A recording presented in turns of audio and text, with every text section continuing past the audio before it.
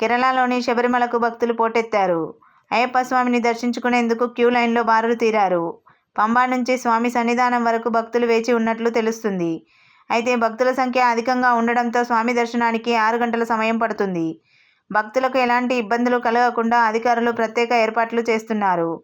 ఇదిలా ఉండగా తెలుగు రాష్ట్రాల నుంచి వచ్చిన అయ్యప్పలకు శబరిమలలో చేదు అనుభవం ఎదురవుతుంది. తమకు సౌకర్యాలు సరిగ్గా అందడం లేదని కొందరు అయ్యప్పలు సోషల్ మీడియా వేదికగా పోస్టులు పెడుతున్నారు. ఇప్పటికే వేల మంది అయ్యప్ప స్వామిని దర్శించుకోగా మరికొంతమంది సంక్రాంతి, మకరజ్యోతి సమయానికి దర్శనానికి వెళ్తుంటారు.